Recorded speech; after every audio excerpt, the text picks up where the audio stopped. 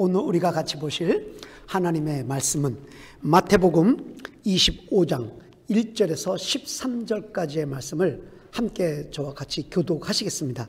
제가 먼저 1절 말씀 읽고 여러분들 각 가정에서 2절 말씀 읽고 이렇게 해서 한번 교독함으로 하나님 말씀 읽겠습니다. 제가 먼저 1절 말씀 받들어 있습니다. 그때의 천국은 마치 등을 들고 신랑을 맞으러 나간 10 처녀와 같다 하리니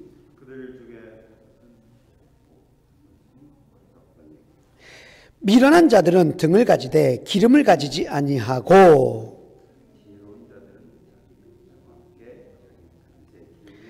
신랑이 더디 오므로 다 졸며 잘세.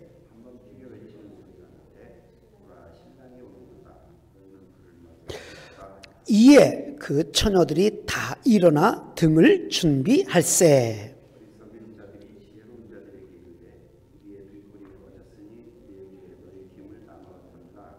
슬기 있는 자들이 대답하여 이르되 우리와 너희가 쓰기에 다 부족할까 하노니 차라리 파는 자들에게 가서 너희 쓸 것을 사라 하니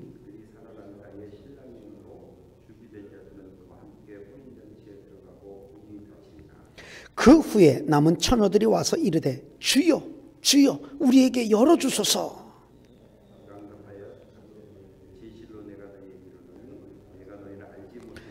자, 우리 13절 다 같이요. 그런즉 깨어있으라 너희는 그날과 그때를 알지 못하느니라. 아멘. 아멘. 오늘 마태복음 25장 1절에서 13절에 있는 이 말씀을 가지고 종말 신앙이라는 제목으로 함께 은혜를 나누기를 원합니다. 자, 우리 말씀의 제목을 한번 받아서 할까요? 종말 신앙. 예, 종말 신앙. 오늘 여러분 교회 앞에 화단에는요 빨간 튤립이 얼마나 예쁘게 폈는지 몰라요. 여러분들 기다리고 있습니다. 빨간 튤립이. 튤립이 지기 전에는 우리가 다 같이 모여야 되겠다는 그런 소망의 마음을 품어봅니다. 아마 오늘 하나님께서 이 땅을 보시면서 특히 뉴저지에 있는 각 성도님들이 집안에서 예배를 온라인으로 예배를 드리지만 마치 집안에서 온라인 예배 드리는 그 가정들을 오늘 이 빨간 튤립처럼 보실 것 같아요. 각 가정이 튤립처럼 예뻐서 하나님의 마음을 기쁘시게 우리가 온라인 속에서라도 하나님을 예배하고 경배하고 그분만을 섬기겠다고 한다는 이 뜨거운 믿음의 고백으로 나온 각 가정을 그렇게 이쁘게 보시지 않을까라는 마음이 있습니다. 오늘 우리가 이 예배 시간 전체를 통해서 가정에서 드리지만은 신령과 친정으로 우리 하나님께 초점을 맞추고 우리가 예배 드려지는 구별된 거룩한 자리가 되기를 원하면서 오늘 종말 신앙에 대해서 한번 보기를 원합니다. 여러분 종말, 재림 이런 이야기를 들으면은 무엇이 연상되고 무엇이 떠올라요? 아마 긍정적인 것이 떠오를 수도 있고 부정적인 것이 떠오를 수도 있을 것입니다. 긍정적인 면들은 그렇지. 내가 정신 차려야지. 그리고 나 깨어있어서 주님 맞을 준비해야지. 하나님의 말씀대로 살아야지. 예수님은 곧 오시지.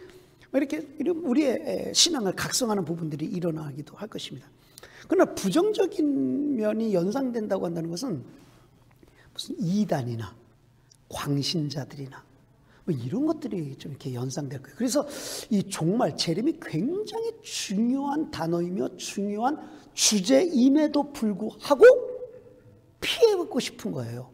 그들과 똑같이 될까봐 멀리하고 싶은 단어가 되어버리지 않는 게 부정적으로는 그런 영향이 끼쳐지지 않는가 그런 생각을 해봅니다. 여러분 왜 종말론에 대해서 종말에 대해서 자꾸 이단들이 많이 나오고 이렇게 복잡한 신학들이 많이 나오고 할까요? 이단들이 종말론은 이단들은 다 대부분 종말론에서 나오지 않습니까? 왜냐면요 그 불안한 사람의 심리 상태를 이용하기 때문에 그래요.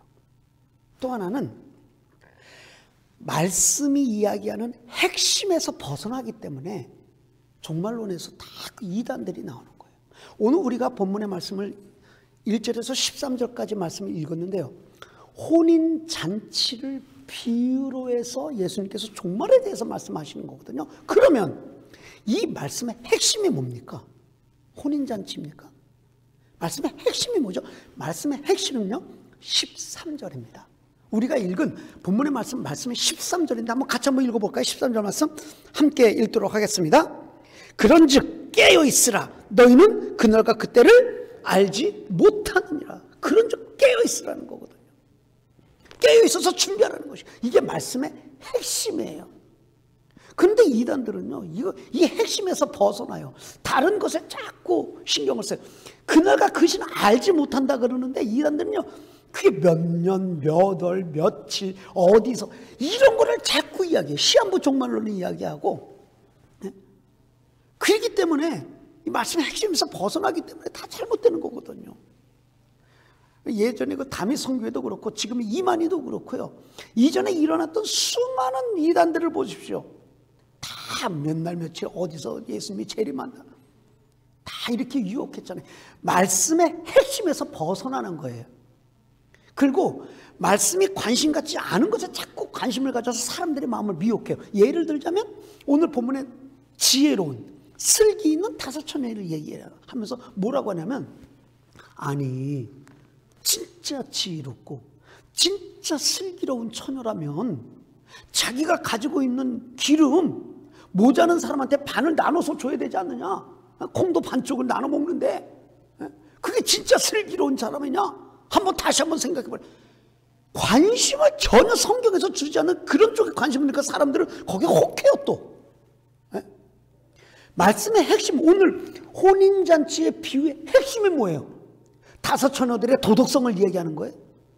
성경은 그것에서 조명을 하는 게 아니거든요.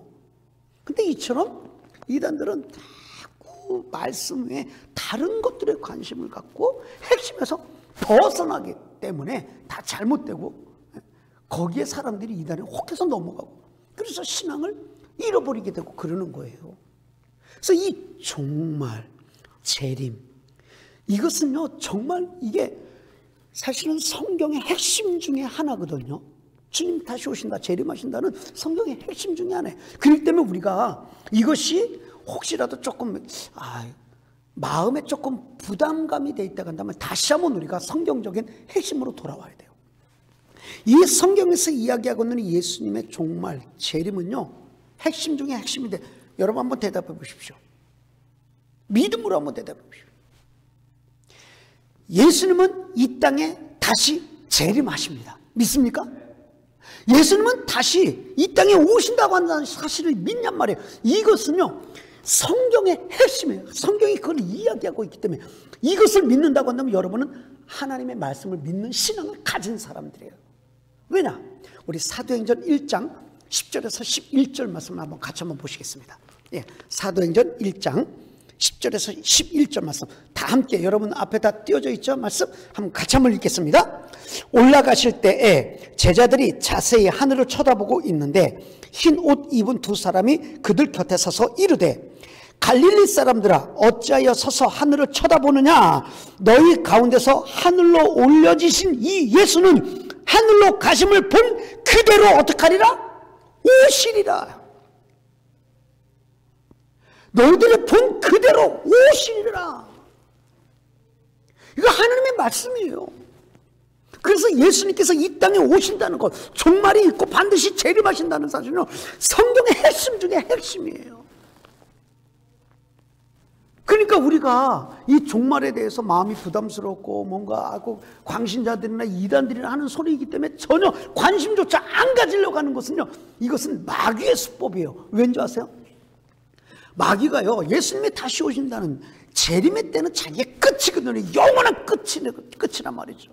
그래서 그걸 자꾸 혼란시키고 미혹시키는 거예요, 사람들에게.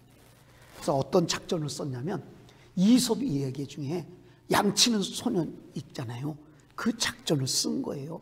수많은 이단들을 이용해가지고 예수님이 언제 온다 하니까 사람들이 와 그걸 갖다가 오니까 안 왔어요. 근데 또 얼마 또 시대가 지나서 예수님 언제 온다 해서 사람들이 와 관심을 가지고 또 안 왔어요.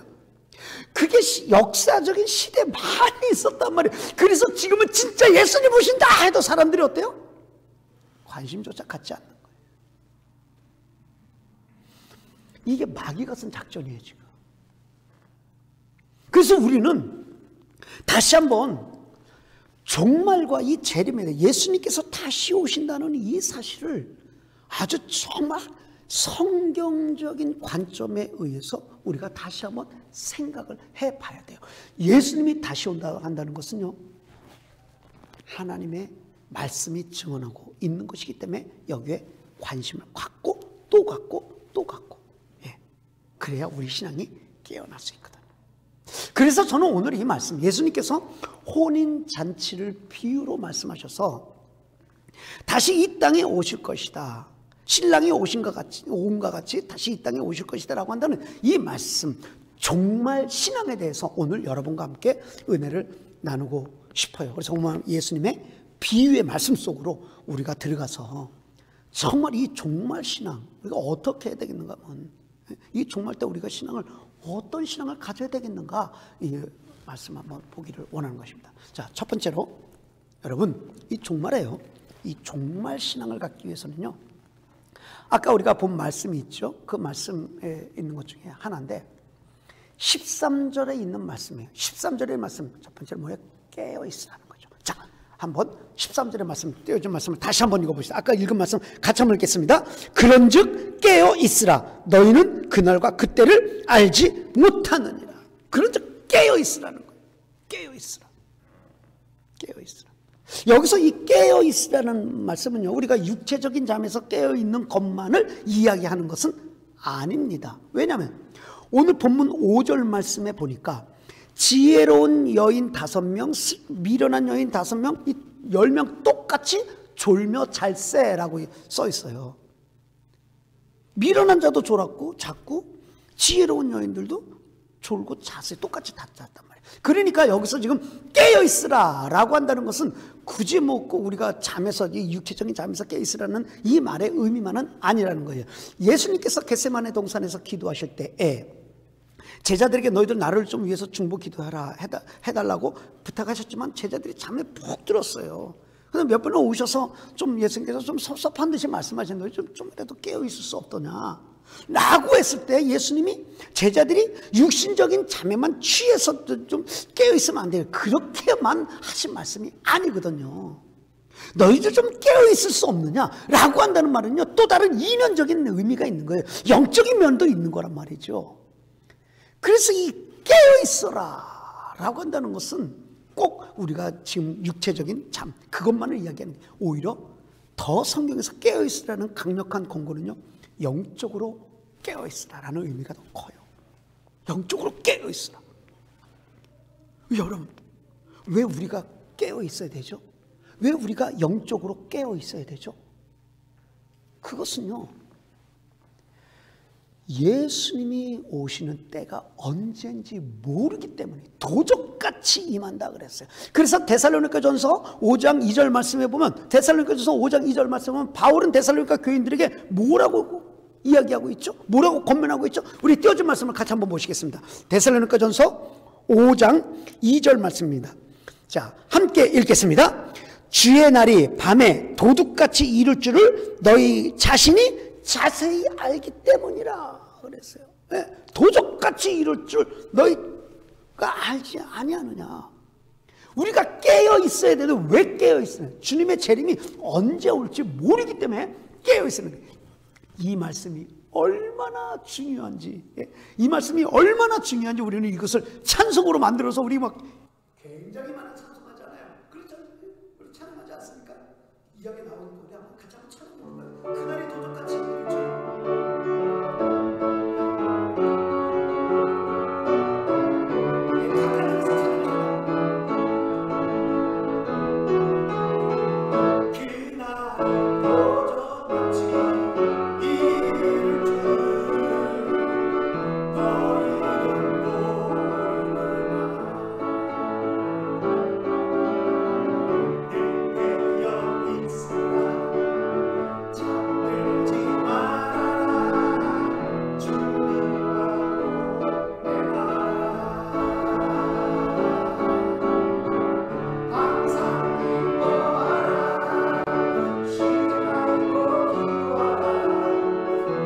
사에 가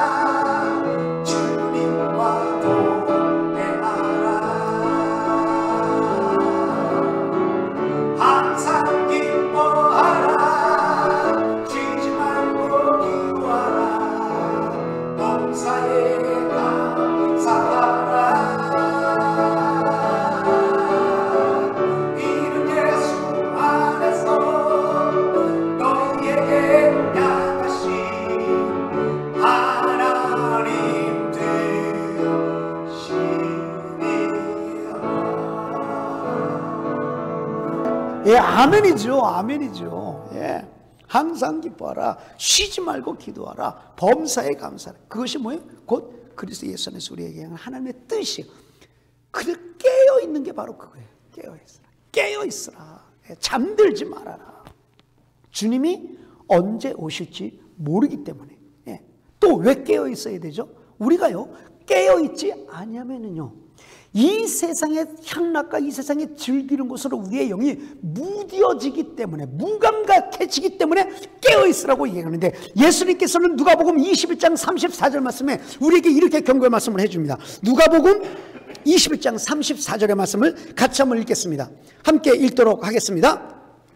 너희는 스스로 조심하라. 그렇지 않으면 방탕함과 술 취함과 생활의 염려로 마음이 둔하여지고 뜻밖의 그날이 덫과 같이 너희에게 임하리라. 이렇게 경고했어요, 예수님께서요. 우리가 깨어있지 아니하면, 스스로 조심하지 않으면 방탕함과 술 취함과 생활의 염려로 마음이 둔하여진다고 했어요. 마음이 둔하여진다. 그래서 깨어있으라는 거예요, 여러분.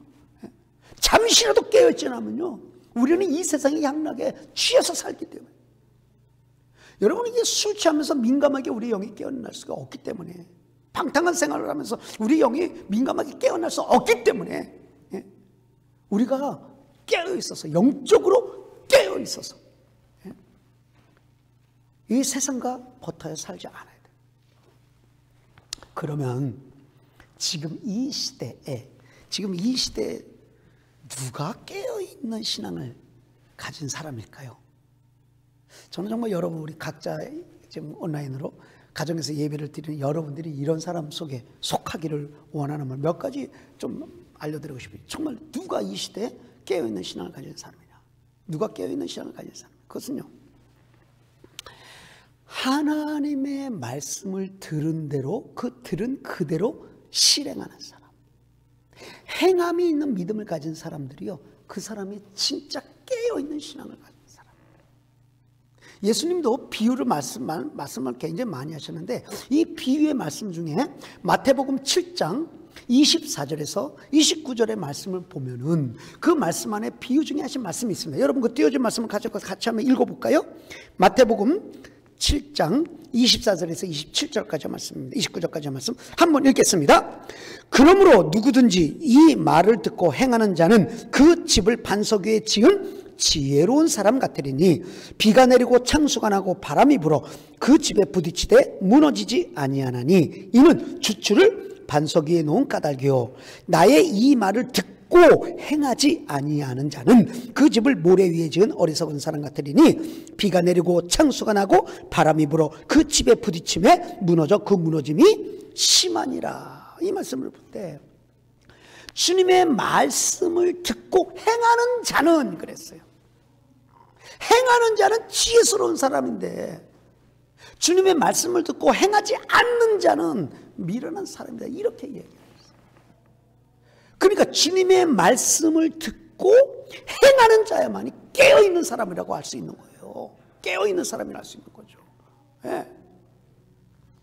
여러분, 이것은 야고보가 야고보서에 쓴 말씀과 동일한 말씀이에요. 예수님 말씀이.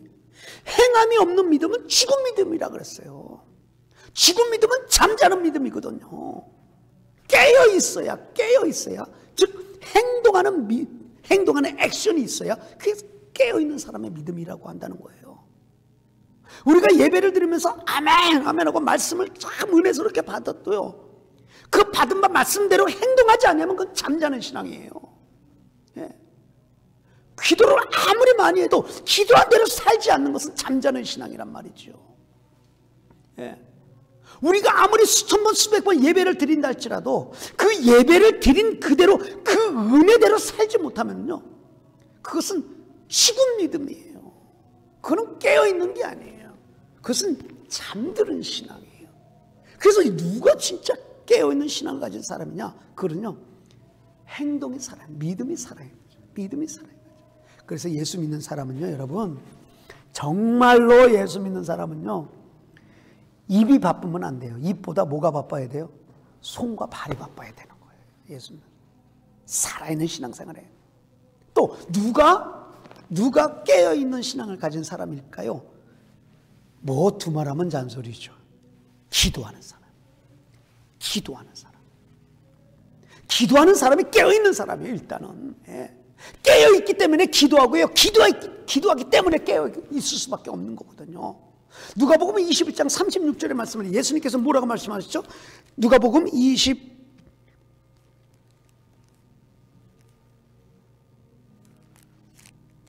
띄어진 말씀 보고 한번 보죠. 20장 36절의 말씀입니다. 됐어요. 같이 한번 읽겠습니다.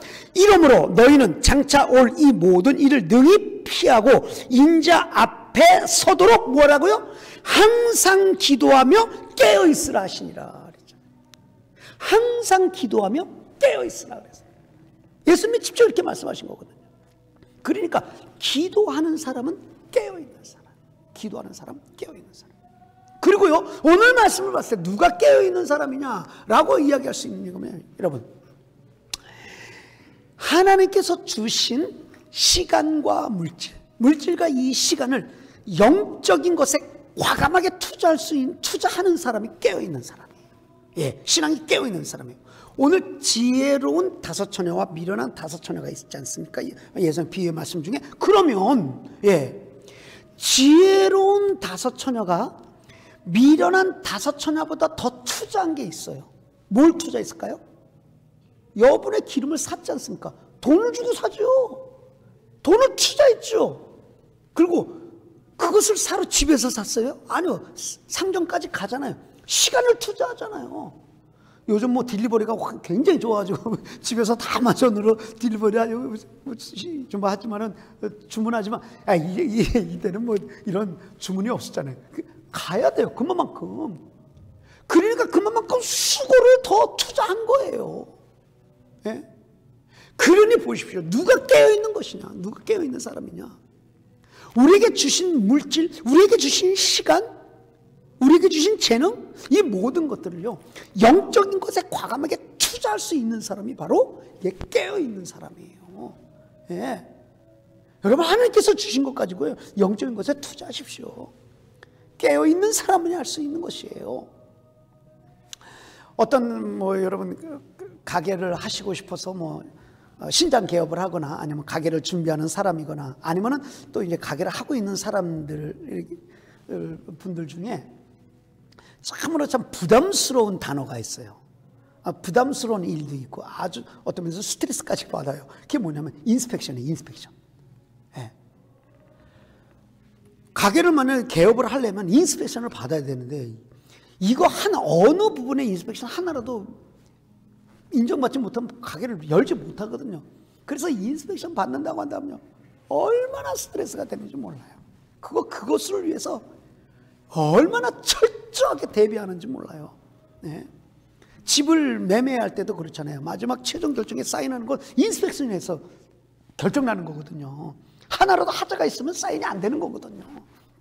그래서 이 인스펙션 하면은 그냥 그 가게 주인들은요, 가슴이 벌렁벌렁하고 아주 그냥 굉장히 부담이 되는 인스펙션 나온다고 한다면, 그럼 그 가게 하시는 분들이 인스펙션 나온다는 걸 잊어버릴 수가 있나요? 잊어버리는 가게 주인 봤어요? 없어요. 그게 뭐예요? 그게 오늘 깨어있는 신앙이에요. 그게 깨어있는 신앙이에요. 잊어버리지 않거든요. 예? 그렇기 때문에 우리는 주님께서 오신다고 한다는 이 사실, 주님의 재림을, 예수님이 우리의 심령을 인스펙션해서 오신다는 말로 한번 바꿔봐요. 여러분, 그거 기억 안 할 수가 없는 거거든요. 그거 대비를 안 할 수가 없는 거거든요. 그래서 우리는요, 지금 시대에 깨어있는 신앙을 가지고 있는 것이 너무너무 중요한 거예요.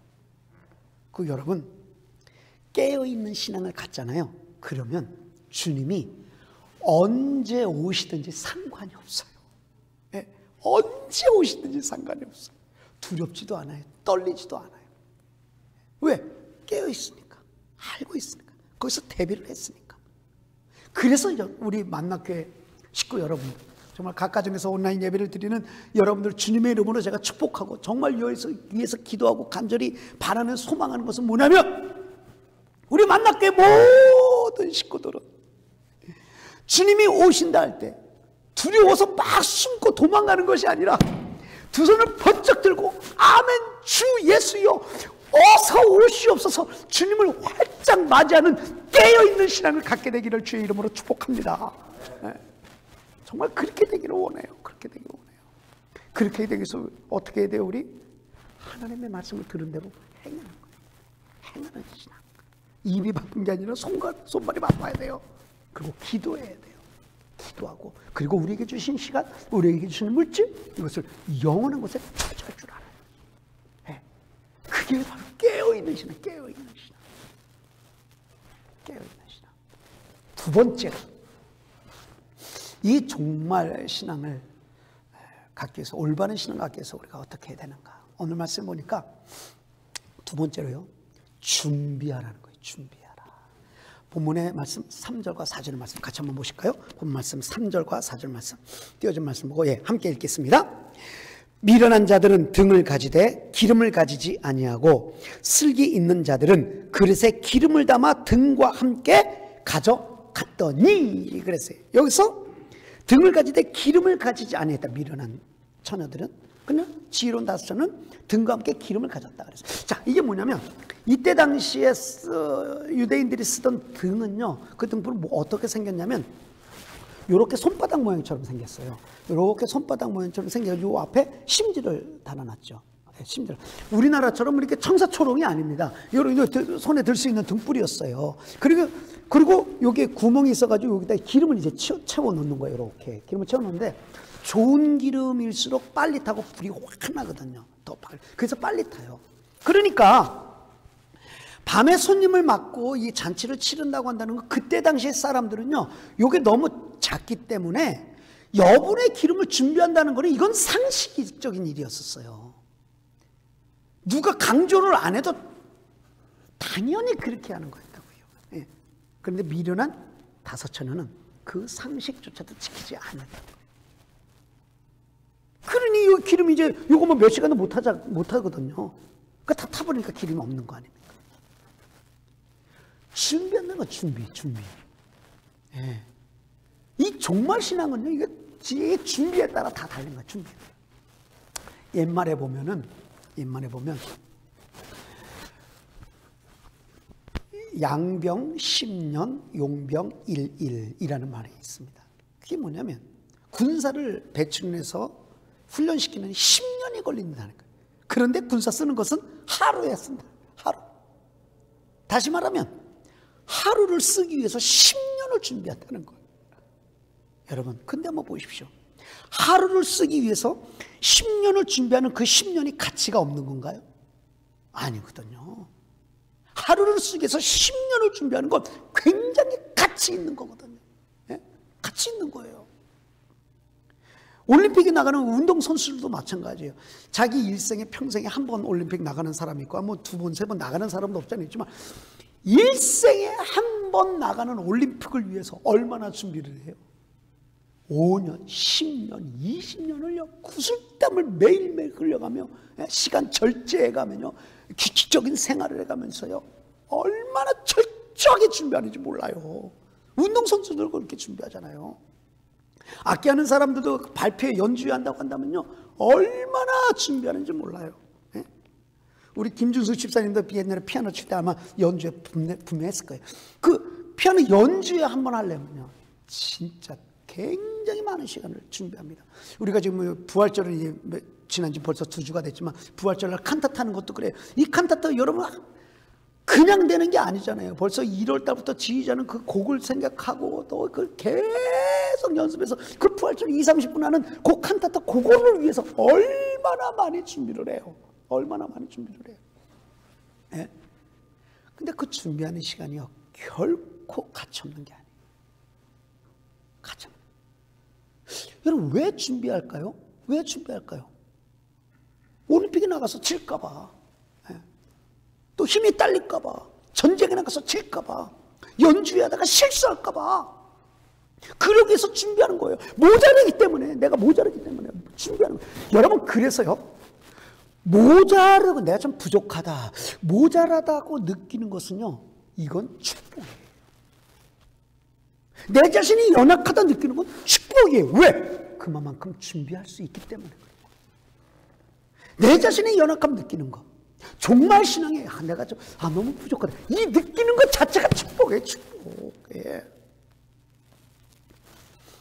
엘리야가 승천하기 전에 자기의 수제자 엘리사에게 네가 뭐 원하는 게 뭐 있느냐 얘기해보라 하니까 엘리사가 저는 원하는 게 다른 게 없습니다. 선생님의 그 성령의 능력, 성령의 감동, 성령의 역사, 영감을 곱절이나 받기를 원합니다. 저는 그것뿐이 없습니다. 그렇게 이야기를 하죠. 이 엘리사의 마음. 우리 한번 성경 한번 열왕기상 2장 한번 9절 말씀 같이 한번 보시겠습니다. 떼전 말씀을 보고 같이 한번 읽도록 하겠습니다. 예, 함께 읽겠습니다. 건너매 엘리야가 엘리사에게 이르되 나를 내게서 데려감을 당하기 전에 내가 내게 어떻게 할지를 구하라. 엘리사가 이르되 당신의 성령이 하시는 역사가 갑절이나 내게 있게 하소서 하니라. 성령의 역사가 갑절에 있기를 원한다. 성령의 영감이 나에게 갑절에 있기를 원한다고 그랬어요. 왜 그랬을까요? 엘리사가 그렇게 성령의 갑절의 능력을 받아가지고 사람들한테 인기 얻고 돈 벌고 잘 먹고 잘 살기 위해서 그걸 구했나요? 아니요. 그만큼 자신이 부족한 거예요. 그 스승 엘리야를 봤을 때, 비교했을 때 자기가 너무너무 부족한 거예요. 그래서 나는 당신의 성령의 역사 갑절이나 원한다고 하는 그 갈망이 있었어요. 왜? 부족함을 느끼기 때문에. 부족함을 느끼기 때문에. 예. 우리가 잘 아는 다윗은 하나님의 마음에 합한 자라고 표현합니다. 성경이. 왜 하나님의 마음에 합한 자일까요? 다윗이. 뭐 여러 가지 이유가 있겠지만은요. 다윗의 노년에 성전 건축을 할 때 하나님께서 말씀하신 거기에 반응하는 모습을 보아도 다윗은 역시 하나님의 마음에 합한 자일 수밖에 없어요. 다윗은요, 돈도 있었어요. 힘도 있었어요. 권력도 있었어요. 자기는 얼마든지 하나님의 성전을 자기 세대에 자기가 죽기 전에 얼마든지 성전을 건축할 수 있는 여력이 있었단 말이에요. 근데 하나님이 뭐라 그러시냐면 너는 할 수 없다.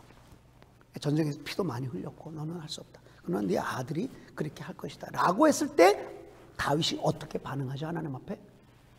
섭섭해하지 않았어요. 하나님한테 삐지지 않았어요. 네. 대들지 않았어요. 그 하나님의 뜻을 그대로 수용하고 자기 자신을 봤어요. 우리가 그 말씀을 한번 보십시다. 역대상 22장 6절에서 9절의 말씀을 한번 앞에 띄워진 말씀을 여러분 보고 한번 같이 한번 읽어보겠습니다. 함께 읽겠습니다. 다윗이 그의 아들 솔로몬을 불러 이스라엘 하나님 여호와를 위하여 성전 건축하기를 부탁하여 다윗이 솔로몬에게 이르되 내 아들아 나는 내 하나님 여호와의 이름을 위하여 성전을 건축할 마음이 있었으나 여호와의 말씀이 내게 임하여 이르시되 너는 피를 심히 많이 흘렸고 크게 전쟁하였느니라. 내가 내 앞에서 땅에 피를 많이 흘렸은즉 내 이름을 위하여 성전을 건축하지 못하리라. 보라 한 아들이 내게서 나리니 그는 온순한 사람이라. 내가 그로 주변 모든 대적에게서 평온을 얻게 하리라. 그의 이름을 솔로몬이라 하리니 이는 내가 그의 생전에 평안과 안일함을 이스라엘에게 줄 것임이니라. 아멘. 이 하나님의 말씀에 다윗이 그 말씀을 그대로 좋습니다. 괜찮습니다. 하나님. 그 말씀을 그대로 수용하죠. 그리고 자기 인생을 돌아봐요. 자기 인생을 돌아보니까 물론 전쟁을 해서 무고한 사람을 많이 죽이는 피를 흘렸을 뿐만 아니라 그 충신의 아내를 범했잖아요. 그 충신의 아내를 범하고 그 충신은 전쟁 때 몰아내가지고 죽이기까지 했잖아요. 그런 죄악된 자신을 봤을 때 하나님이 너는 그렇기 때문에 성전을 지을 수 없어 라고 했을 때 하나님 맞습니다. 저는 그렇게 제가 마음은 있지만 그렇게 지을 만한 자격이 안 돼. 하나님 앞에 납작 엎드렸거든요. 자기의 부족함을 돌아본 거거든요. 그리고 네 아들이 그렇게 할 것이다 라고 하니까 그러면 하나님 감사합니다. 내 때는 내가 성전을 짓지 못하는 내 아들 때에 하나님 성전을 허락하신다고 한다면 내가 내 아들을 위해서 이 모든 성전을 지을 만한 것을 준비를 철저히 하겠습니다. 그 마음이 감사한 거예요. 하나님께서 만약 너 준비하는 그것도 하지 마 하면 그래도 안 했을 거예요. 그러나 다윗은 봤을 때 자기의 인생을 봤을 때 자기의 그 죄와 더러움으로 물든 자기의 인생이 있음에도 불구하고 하나님께서 그래도 아들 때 성전을 건축한다는 기회를 주신 것이 너무너무 감사한 거예요. 자기의 인생의 연약감을 봤지만 그것을 준비할 수 있는 기회가 있다는 것에 너무 감사해서요. 다윗은요, 솔로몬이 성전을 지을 수 있도록 정말 최선을 다해서 최고의 것으로 자재들을 철저하게 준비해 놓습니다. 자신의 부족함을 아는 만큼 준비해 놓는 거예요. 얼마만큼 준비해 놓습니까? 우리가 지금 14절 말씀 가지고 있죠. 우리 한번 역대상 22장 14절 말씀 한번 띄워진 말씀 보고 한번 읽어보겠습니다. 얼만큼 준비하는지 보십시다. 함께 읽겠습니다. 내가 환난 중에 여호와의 성전을 위하여 금 10만 달란트와 은 100만 달란트와 놋과 철을 그 무게를 달 수 없을 만큼 심히 많이 준비하였고 또 제목과 돌을 준비하였으나 너는 더할 것이며 라고 이야기했습니다. 여기서 보니까 금 10만 달란트, 은 100만 달란트를 준비했다. 그리고 놋과 철도 그 자재들을 엄청나게 준비했다. 금 10만 달란트라면 지금 우리나라 돈으로 하면 얼마나 될까요? 금 10만 달란트. 지금 그 우리나라 돈으로 환산하면 약 130조 원이에요. 이거 은 100만 달란트라면 얼마나 될까요? 이 엄청난 돈과 자재들을요, 최선을 다해서 준비해 놓습니다. 왜? 자기가 그만큼 큰 죄인이기 때문에, 자기의 부족함을 알기 때문에, 내가 자격이 없음에도 불구하고 하나님께서 그런 기회를 주셨기 때문에 그만큼 부족한 만큼 준비를 해놓는 거예요. 우리 만나교회 믿음의 식구 여러분들, 혹시 여러분들 중에 기도를 하면 할수록 내가 부족한 것을 느낍니까? 그거요, 축복입니다.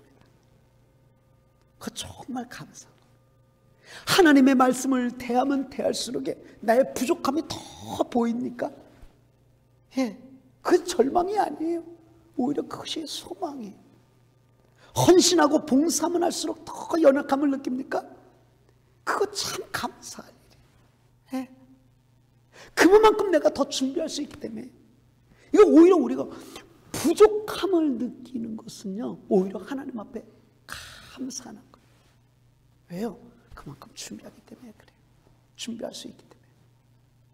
우리의 연약함이 보이는 만큼, 우리의 실수가 보이는, 살아온 인생 가운데 수많은 실패와 좌절이 있는 것만큼 그 부족함이 발견되어 있으면 우리 한번 여러분 이제 한번 준비하십시다. 오늘 본문의 슬기로운 다섯처녀, 지혜로운 다섯처녀는요, 기름을 준비했잖아요. 이 기름은 성경적으로 보면 성령을 의미하기도 하고요, 하나님의 은혜를 의미하고 하나님의 사랑, 기도, 굉장히 많은 것을 의미할 수 있어요. 이들은 기름을 준비하듯이 우리도 마찬가지. 성령으로 충만한 삶을 살기 위해서 우리의 삶을 준비하고 또 거기에 깨어 있어서 준비하고, 이것이 바로 우리의 삶이 되어야 되는 것입니다. 지혜로운 다섯 처녀가 여분의 기름을 준비함으로 말미암아 신랑을 맞이했던 것처럼 우리의 삶도 주님을 맞을 만한 그러한 신앙을 준비하고 부족함이 보이는 만큼 준비하여서 주님을 맞이하는 복된 하나님의 자녀들이 되기를 주 예수 그리스도 이름으로 축복합니다. 말씀을 맺겠습니다. 여러분, 정말 재림, 제가 서두에서 말씀드렸듯이 이거 좀 회피하고 싶은 단어, 피하고 싶은 단어, 꼭 이단처럼 될까봐 광신자처럼 될까봐 괜히 그것을 피하는 이 마음은 우리가 없애야 돼요. 지금 우리는 어느 시대에 살고 있죠? 예수님의 부활과 예수님의 재림 사이에 살고 있거든요. 그리고 지금 우리는 이 재림에 가까운, 말세 때에 가까운 말세 지말에 살고 있는 우리들이거든요. 이렇게 말세 지말에 살고 있는 우리들이 반드시 믿는 자들은 점검하고 또 점검해야 될 거 있어요. 그게 뭐냐면 오래 사는 게 중요한 게 아니에요. 우리가 사는 게 오래 사는 게 중요한 것이 아니라 어떻게 사느냐가 중요해요. 어떻게 사느냐. 내가 진짜 어떻게 사는 것이 잘 사는 삶인가? 예수 믿는 사람으로서 어떻게 사는 것이 잘 사는 삶? 어떻게 사는 것이 하나님의 말씀대로 사는 것인가? 어떻게 사는 것이 재림의 신앙을 준비하면서 사는 것인가? 이걸 우리가 점검하고 또 점검하고 또 점검해야 돼요. 그래서 오늘 우리는 이 말씀, 예수님께서 혼인잔치를 비유하여서 말씀하여 주신 이 말씀 앞에 서본 거예요. 어떻게 우리의 종말의 신앙을 준비할 것인가? 우리가 어떻게 종말 신앙을 가질 수 있을까? 그래서 오늘 우리는 하나님 말씀 앞에 올바른 종말 신앙을 갖기 위해서는 우리가 깨어 있어야 되는구나. 깨어 있어야 돼. 그리고 준비해야 되는구나. 준비해야 돼. 지혜로운 다섯 처녀처럼 그렇게 이 말씀 앞에 서 있는 거예요. 그리고 이 말씀을 들은 거예요. 여러분, 깨어 있어야 됩니다. 하나님의 말씀을 들은 대로 행하는 실천이 있어야 되고요. 기도해야 되고요. 시간과 물질, 하나님께서 주신 것을 영적인 것에 과감하게 투자해야 돼요. 그런 깨어있는 삶을 우리가 살아야 돼요. 그리고 준비해야 돼요. 준비해야 돼요. 성령의 충만한 삶을 살기 위한 우리의 생활을 준비하고요. 말씀으로 준비하고요. 주어진 시간과 물질, 이것 가지고도 재림을 준비해야 되는 거예요. 나의 부족을 느끼는 만큼 준비하는 거예요. 그렇죠. 그래서 우리 만나의 식구들 다시 한번 주님이 언제 오신다 하더라도 당황하지 않고 두려워 떨지 않고 주님과 함께 영원한 그 천국에 들어가서 살게 되기까지 우리 준비하고 깨어 있어 종말의 신앙을 잘 간직한 믿음의 식구들이 되기를 주 예수 그리스도 이름으로 축복합니다.